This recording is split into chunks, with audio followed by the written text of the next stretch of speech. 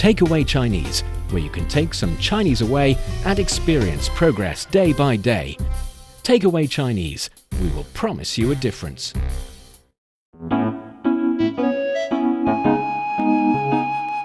你好，欢迎收听随行汉语 Welcome to Takeaway Chinese. I'm Niu Honglin with Steve Heatherly in the studio. Hello, Steve. 你好. Great to have you.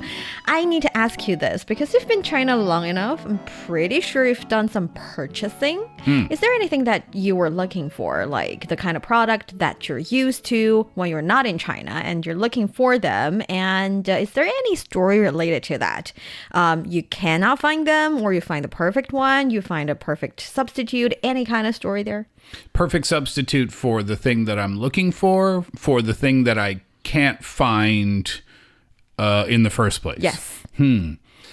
Online shopping. That's how, sure. I mean, the apps here and the delivery speed and all that, it's dangerous. It's dangerous, huh? Yeah.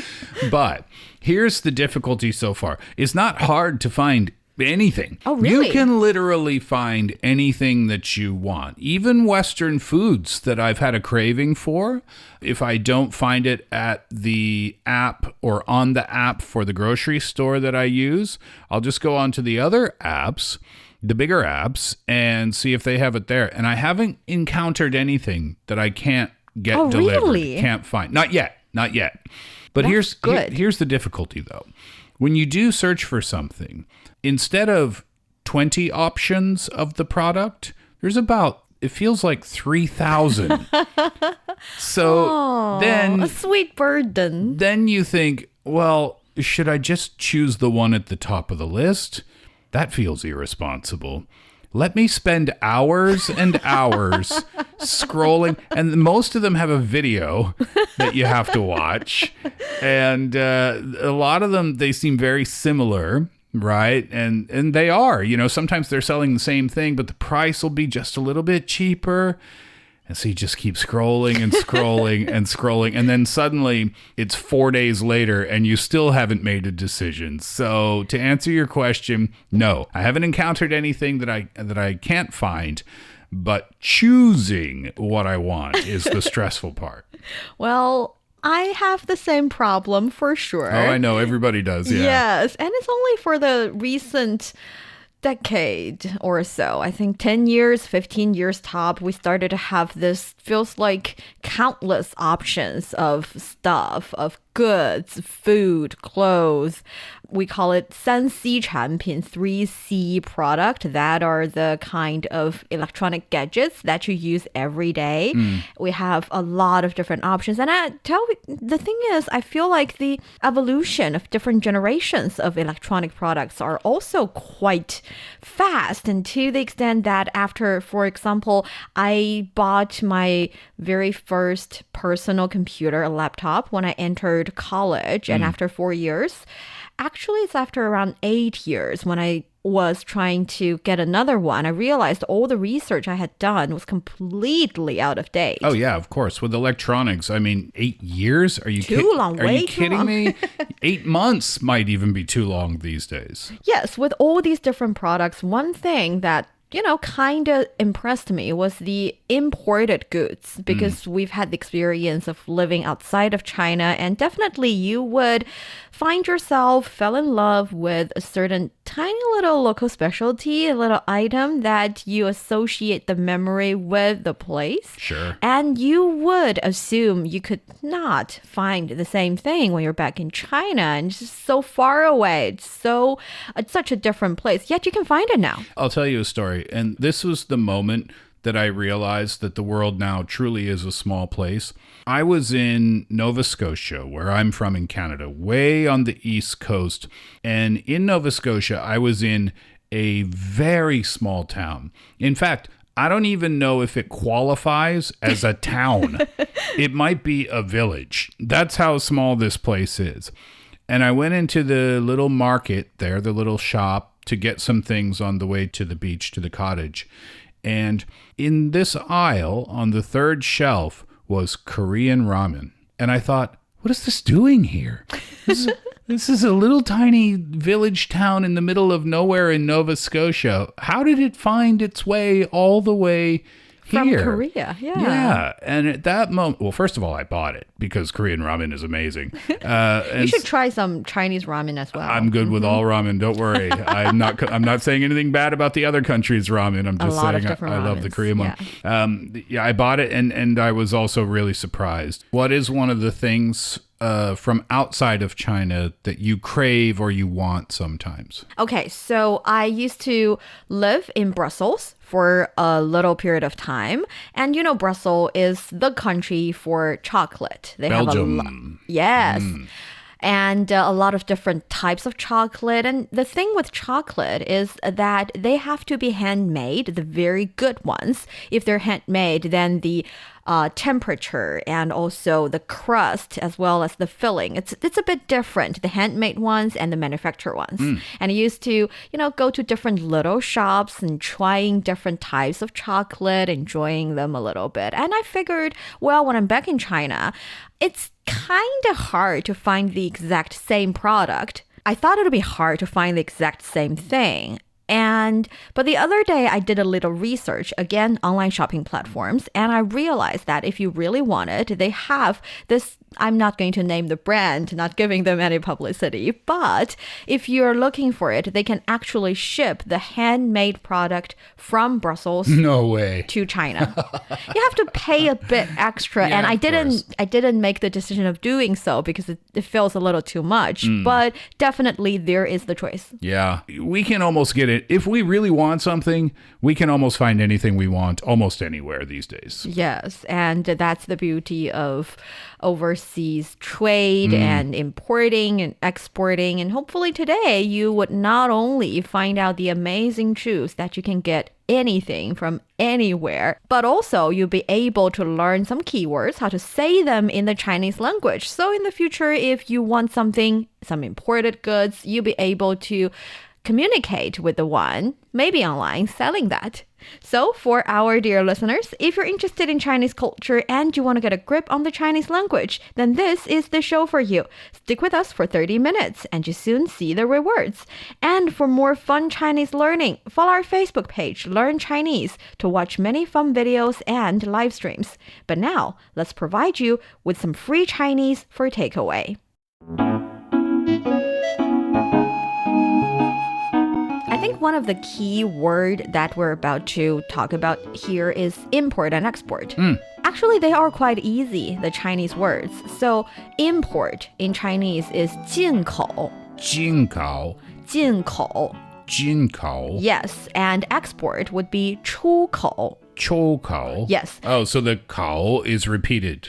口 is repeated. The funny thing is 口 actually means mouth. It means mouth. It can mean mouth, but definitely it does not mean mouth in this occasion. Oh, okay. In this context. Well, I mean, this context. it would make sense, right? Like if you say, I want to import this dumpling into my body, then the mouth would be the place of importing. I think the 口 here is talking about 关口, so custom. Okay. So it's kind of like an entrance, a door. I know it's not a door, but it's like the door of the country. A figurative door. Exactly. You're entering the door or you're getting outside of the door, leaving the door, going out of the door. So 进 means to enter, 进口. So you're introducing more goods from outside of the door to the inside, then it's import. Okay. Whereas 出口, 出 means exit.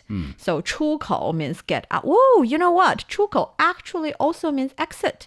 Oh, it's the same word for exit. It's the same word, yes. Oh, interesting. Yes. Okay. So then, if we're going shopping and we want to ask the shopkeeper or whomever, do you have imported blank? Then all you do is say 进口 in front of the blank. Exactly. And therefore you're saying imported chocolate. So then the sentence for do you have imported chocolate? Oh, I learned this. Chocolate in Chinese, it's very similar Yes. to the English word. It doesn't sound exactly the same. What is it? But it's close enough. Yeah. 巧克力. 巧克力. Yes, So chocolate.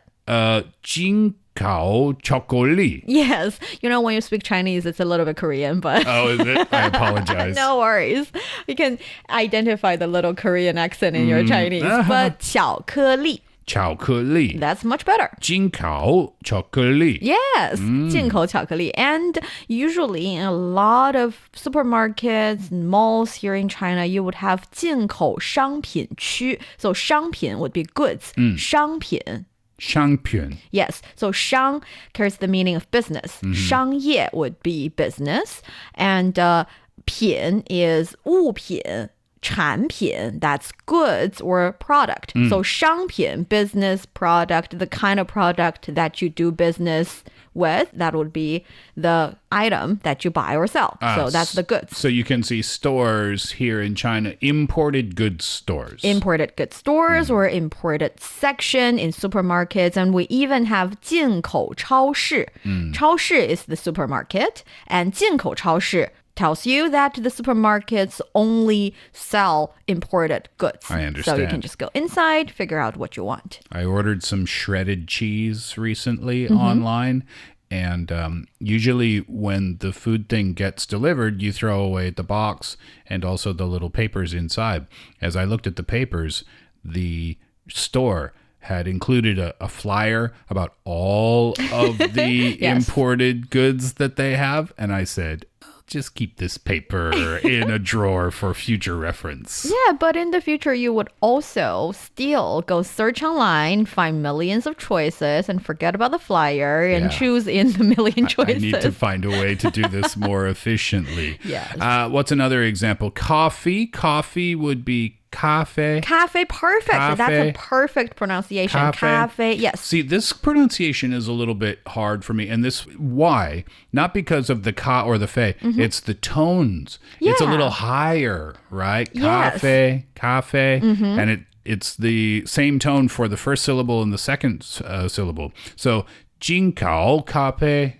Like that? 进口咖啡, perfect. 进口咖啡. Yes, because we talked about the Chinese tone situation in our previous episodes. If you still remember, actually, when it comes to the first tone, 一声, we have the 5-5, meaning that it's actually the highest tone you can think of, highest voice you can think of. Right, yeah. So, because first tone is 5-5, and for example, the fourth tone is 5-3. So, yeah, it appears higher. If it's both ka and fei are first tone, so it feels like they're higher. They're the highest tone you can think of in a sentence. Yeah, and when you put them together, individually, it doesn't sound that high, but when you put them together, it sounds quite high, like a musical note almost. But also, you can identify them and you can remember them easier. Yes. So, what is another word that we talked about 商品 being goods and product? That is something that you get to see quite common in this scenario, in the import-export scenario. Another one that I personally don't like, but it's kind of important for us as well, is the tariff. Tariffs. Yes. Taxes. Yes. Okay. The reason we need it is because in certain occasions, in certain areas, we have tax-free or free trade zones here in China. Not only, of course, in a lot of international airports, there are free trade zones, but in, for example, Hainan, there are free trade zones. And in specific expos or fairs, actually, there would be occasionally designated free trade areas. They are temporary, yet you can still take advantage as a usual customer. Oh, so cool. knowing how to say that is quite important and quite useful. And tariff in Chinese is 关税. 关税. Perfect. Again, this is 关, that's the first tone. 税 is the fourth tone. So you're going 5-5-5-3, right? 关税. So that first part is one syllable. 关. Yes. 关税. Yes, 关税. 关 is short for 海关, the custom, and 税 is tariff or tax. Okay. So the tax for the custom would be the tariff. So 关税. And if you want to say whether or not this is a free trade zone, whether or not this area exempts tariff, you can ask 是不是, whether or not it is. Yes or no. That's a good learning point. 是不是是不是 is whether or not. Yes, it's yes or no yes. Yes or not. Okay. Right? Yeah. Yes or no yes. 是不是免税? 免 would be something can be omitted or exempt from. 免是不是免税? Perfect. 是不是免税? 免税 being tax free. Okay. So translated to English, that would be, is this tax-free or not? Yes. Got it. And also, again, just like 进口商品区 import goods area, we also have 免税商品 tax-free product. Those are good places to find. And also in China or around the world, actually, there is this policy that if you're visiting overseas countries, you can get some certain tax-free product back. And you do that by getting the stuff in the airport, right? Yes. In China, there is an app for that, which means if you've traveled to different places and you've had your flight ticket within certain period of time, but you didn't make the purchase, you can still use that flight number as an evidence showing that you have the right to do that and you can make an order on that app of the airport. Before you take... After. Even after you Even take... after. Oh, really? Yes. Oh, so I within thought... a period of time, Yeah. if you haven't done it exactly directly in the airport, you can actually come back and do it on the app. Oh, I wonder what the time limit is for that. There has to be a time limit, There right? has to be a time limit, and I think it depends on different airports, different airline, and in some extreme cases, even depending on the kind of countries you're flying to and back. But still, Post-travel duty-free shopping. yes. Perfect. Uh-huh. I kind of wish I didn't know that. Because you want to do a lot of shopping I'm now? already doing enough online shopping. I don't need any more benefits to make me do more. Yeah, but there are a lot of benefits encouraging us to do the purchase. I mean, I agree with you. It's a kind of sweet burden. Somehow you feel like you're spending too much time Yeah. and money on it. Yet Exactly. you kind of enjoy the benefits for sure. That's right. Yes. And another word that I think we can talk about would be 外汇. 外汇. What is 外汇? Okay, so 外 is outside of something. So 外面, that's the outdoor area. 户外运动, outdoor sports, outdoor exercise. And 内 is inside. Okay. So 内外, 内 would be inside and 外 would be outside. 外. Okay. Why? And Well, that's 汇 easy. It sounds like why. W-H-Y in English, right? Yeah. Yes. And 汇 means currency. 汇. 汇, currency. 外汇. Yes, so 外汇 together would be foreign exchange. Sometimes when you're purchasing or buying goods, well, this time we're talking about the kind of scenario that you're actually in an overseas country and buying stuff from overseas. In that case, you're going to have to use the local currency. So for us, that would be 外汇. 外汇. Yes. Is it why or vai? Both. There's no distinction there. What? I know for English native speakers, it feels different because it's like V and W. Yeah. But in China, in Chinese Mandarin, we do not really have V as a pinyin. Okay. So we only have W. And in local language or when you're pronunciating it, actually both V and W, well, I mean, Y and Vi work. Is that only for this word? No. Or anywhere you find the W sound, then you can interchange that with the V sound. Yes. For example, one of our colleagues here, her last name is Wang. Yes. Sometimes we say Wang. Oh, If you think even about it. people's names. Yes, it's just that for us, they're the same. I get it. Yeah, no, I get it. There's no distinction There's no between distinction. between the two. That is useful information to know. And you said that's every word, but is it all over the country or is that All over the country. all over the country? Everywhere. The thing is, actually, in pinyin, in the dictionary, you would find the pronunciation as wu. So Okay. Y Yeah. or Wang. Yeah. That's wu. Yet, in daily conversation, there's definitely no distinction, which means in certain very official settings, some people would prefer wu, showcasing that they're they just view it as a relatively more official way of pronouncing it. Oh, okay. That's also good information. So the W sound is the more formal one, but the V sound is the more perhaps colloquial, everyday spoken Because usage. it's easier to pronounce.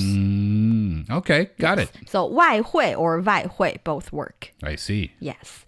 So you're listening to Takeaway Chinese with myself, Niu Honglin, and Steve Hatherley. We would love to hear from you. Send us your thoughts via email to learnchinese@cri.com.cn. Coming up next, let's continue talking about some fun international trade situations here in China and figure out how come we can get everything from everywhere at any place. Don't go away, so you will take some Chinese away.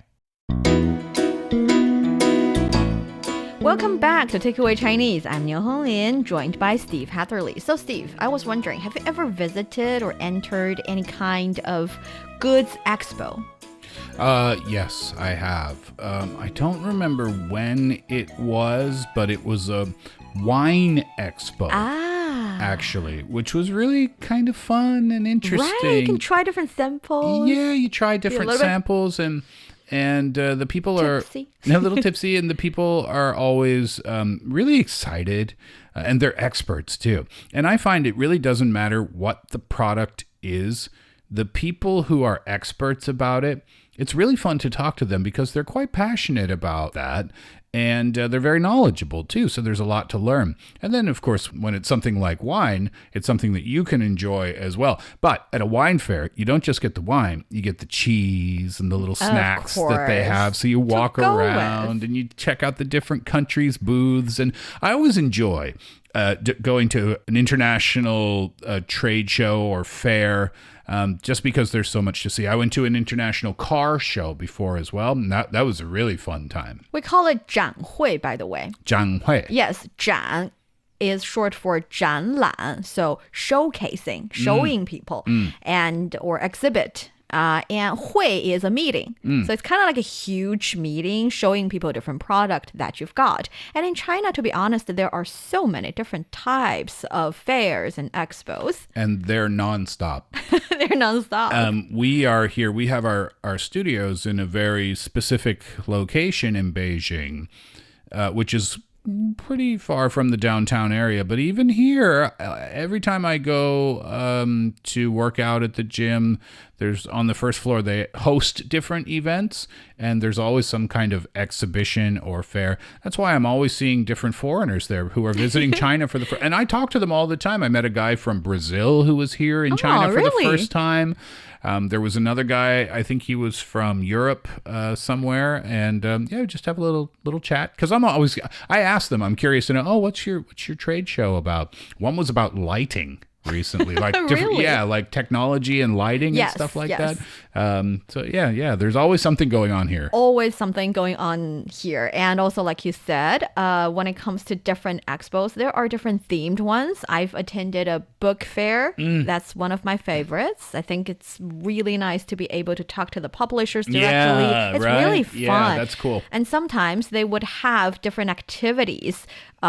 展会上会有主题活动, they call it 主题活动, 主题 theme, 主题活动, activity or events. So for book affairs, for example, book fairs would invite a lot of authors and people working in publication industry talking about how the book came into being, or the authors talking about their inspirations and talking directly to readers. That's for sure. And cool. I haven't attended any wine fair just yet, but I would assume it's also fun, but I cannot drink, so not for me. Food fairs are always fun. Food fairs are fun. Yeah. And for China, we have some really major ones. For example, there is the China Import Expo.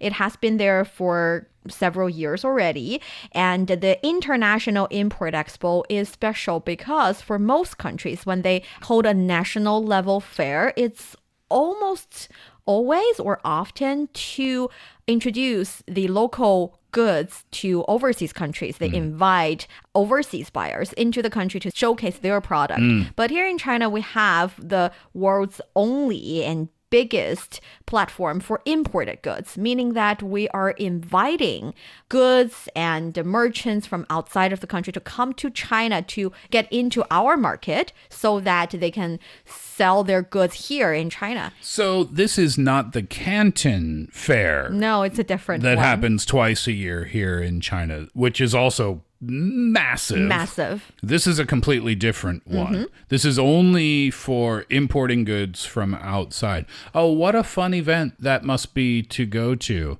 because you get to see, I mean, business-wise, of course, but even for people just to go and have fun and look around and enjoy, you get to see what the world has to offer. Yes, and with more and more of these affairs happening in China, you see the 主题活动, themed activities are getting more and more professional. Of course, there are different summit, forums, symposium, allowing people in different industry to talk to each other, seeing what are the latest trend in the industry and figuring out what can they do next as a new development direction, or what are some latest model that they can roll out that can outcompete everybody else. Cool. So, yeah, that's always super cool. Yeah. And, you know, actually this April, if I remember correctly, for the International Expo, there was this introduction kind of event happening in Canada, introducing the expo to Canadian merchants, allowing them to bring their goods and bring their business to China. Oh, how nice. I would love to go there next time around and have an opportunity to meet not only the Canadian vendors, but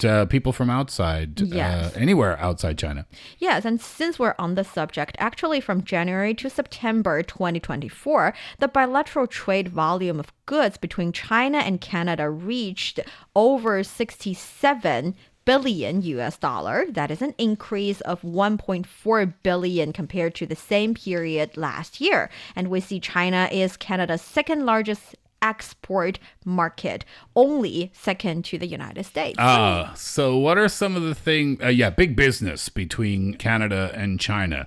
So what are some of the things that come from Canada that are maybe closely related to the import-export Canada sector? Goose! Oh, yes. Canada Goose. Everybody loves that company, I know. don't they? Yeah. Nice winter clothing. Anything else that comes from Canada that you are a fan of? Well, I'm a fan of a lot of different things. And, you know, I'm a foodie. So when it comes to, for example, the Tim Hortons coffee right. cafe, yeah, I like that. And in this year's China International Import Expo, 19 Canadian food and agricultural companies are featured in the food and agricultural products exhibition area. Their products include 西洋参, American ginseng, 海参, sea cucumber, shrimp, 虾, 蜂蜜, honey, all these different kinds of product. You're right. I wish I can be in Shanghai. Yeah, no kidding, right? Do you enjoy going to the movies, by the way? Yes, I do. Well, that's good to know. Maybe next time you go to an IMAX theater, you can remember that the projectors and large screens involved in the installation of IMAX theaters, really? they're all manufactured and assembled in Canada. Cool. Yes. Yeah. See, when in the beginning of our episode, we talked about how amazing it is that nowadays you can get imported goods from all over the world, in China and many other places in the world as well.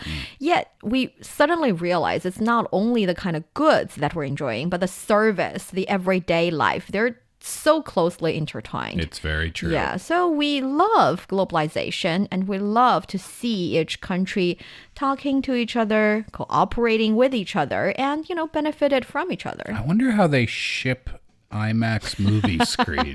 You'd have to roll it up. Huge. Wouldn't you roll? Do you roll it? I don't know. Does that damage it if you roll it? I'm not sure. It's not a napkin. You can't just fold it up and put it in your pocket. Or maybe they are shipped on the sea using in a huge... Like just lay it flat on a big ship Yeah, or something. I'm going I to don't search this know. on the internet. I'm curious. I want to know the answer to that. Tell me the answer in our next episode. Okay, I Yes. will do that.